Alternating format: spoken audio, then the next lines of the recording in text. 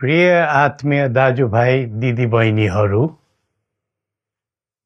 हामी नेपालीहरूको घर आँगनमा नयाँ वर्ष 2082 आइपुगेको छ। नयाँ घाम, नयाँ ज्योति, नयाँ उत्साह लिएर आएको नयाँ वर्षको उपलक्ष्यमा देश तथा विदेशमा रहे बसेका सम्पूर्ण नेपालीहरूको सुख र शान्तिको मङ्गलमय शुभकामना। हरेक नयाँ वर्ष नूतन आशा र विश्वास बोकेर आउने, तर वर्षको बिदाईमा एउटा घनघोर निराशाका बीच हुने गरेको धेरै साल भयो। समाजका विभिन्न दल, वर्ग र जन समुदायले आफ्नो धारणा, आस्था तथा अभिव्यक्ति राख्न पाउनु प्रजातन्त्रको सुन्दर विशेषता हो। तर त्यस्तो धारणा र मान्यता प्रस्तुत गर्दा सबैले संयम अपनाउनु पर्दछ। केही दिन अघि जनप्रदर्शनमा जुन प्रकारको हिंसा, आगजनी, तोडफोड भयो, त्यसबाट जस प्रकारको मानवीय एवं भौतिक क्षति भयो, त्यो सुन्दा हामीलाई अत्यन्तै दुःख लाग्यो।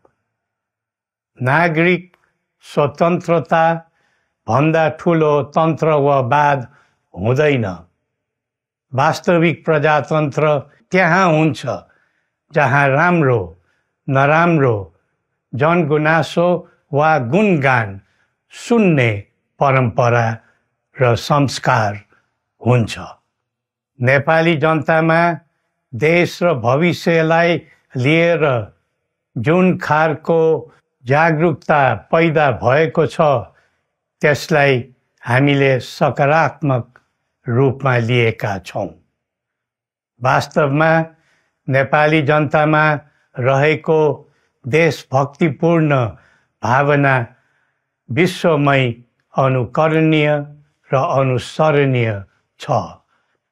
देशलाई विद्यमान जटिलताबाट मुक्त गराई शान्त, स्थिर र समृद्ध मुलुक बनाउने जागरुकता जुन पैदा भएको छ, नयाँ वर्ष 2082 मा नेपाली जनताको चाहना अनुसारको परिणाम हासिल हुने विश्वास थपिएको छ।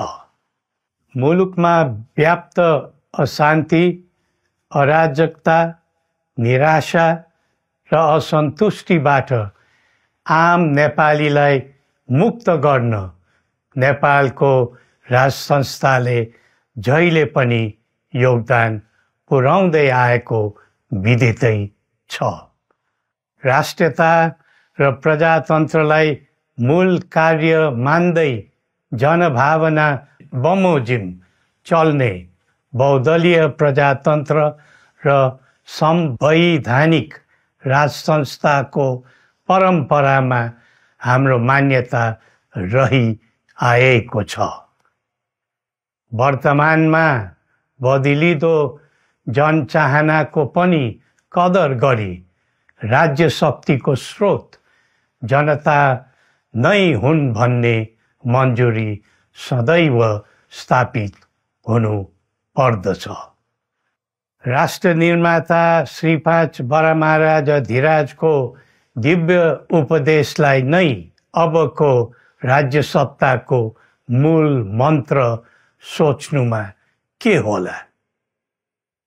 सन्तुलित कूटनैतिक सम्बन्ध र आत्मनिर्भर नेपालको परिकल्पना नै पृथ्वी पथको मूल सार हो।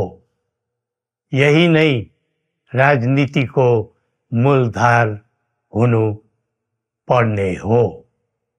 विश्वको बदलिँदो परिस्थितिलाई मनन गर्दै विश्वव्यापीकरण र स्वतन्त्र व्यापारका आधारहरूलाई चुनौतीको रूपमा लिँदै चरम आर्थिक मन्दी भोग्नु परिरहेको अहिलेको सन्दर्भमा नेपाल जस्ता विकासोन्मुख देशले आत्मनिर्भर अर्थतन्त्र निर्माणको कार्यमा अर्जुन दृष्टि लगाउनु पर्ने समय आएको छ। स्वदेशी स्रोत साधनको प्रयोगले स्वदेशमै उत्पादन गरी स्वदेशमै खपत गर्दै आन्तरिक अर्थतन्त्रको चक्रभित्रबाटै मुलुकको समग्र अर्थतन्त्र आत्मनिर्भर र चलायमान गराउनु पर्ने विश्व परिवेश निर्माण हुँदैछ भन्ने सङ्केतहरू देखा परिरहेका छन्। विश्वकै उत्कृष्ट यो भूमिमा बाँच्न समेत गाह्रो हुने स्थिति पैदा भएपछि बढ्दो युवा पलायनलाई रोकी युवा शक्तिको श्रम र सिपलाई स्वदेशमै उच्च उपयोग गर्नु पर्दछ। युवा स्वरोजगारको निम्ति अवसरहरूको खोजी गरी नेपालमै आय आर्जन गर्न सक्ने वातावरण तयार गर्नुपर्ने आजको पहिलो आवश्यकता बनेको छ। सबै नेपालीको तन, मन र ध्यान त्यसैमा लगाउनु परेको छ। विश्वभरि छरिरहेका नेपालीहरू एकताका सूत्रमा बाँधिन अब ढिला गर्नु हुँदैन। आफ्ना ज्ञान, सिप र सामर्थ्य मात्र होइन, त्यहाँ आर्जेको पुँजी, स्रोत र साधन समेत नेपालमै लगाउनु पर्दछ भन्ने भावना सबैमा जागृत गराउनु परेको छ। प्रकृतिले दिएको स्वर्ग जस्तै सुन्दर हिमवत् खण्ड नेपाल सिँगार्न र विकासको बिकुल फुक्न कसरी लाग्ने र लगाउने स्वदेश फर्क स्वदेश नै स्वर्ग भन्ने अभियान चलाउनु पर्ने आजको आवश्यकता भएको छ। जनभावना र चाहना बुझी मुलुकको समग्र संरचनामा नै हेरफेर र सुधारका कदम चाल्नुपर्ने तथ्य स्पष्ट देखिन्छ।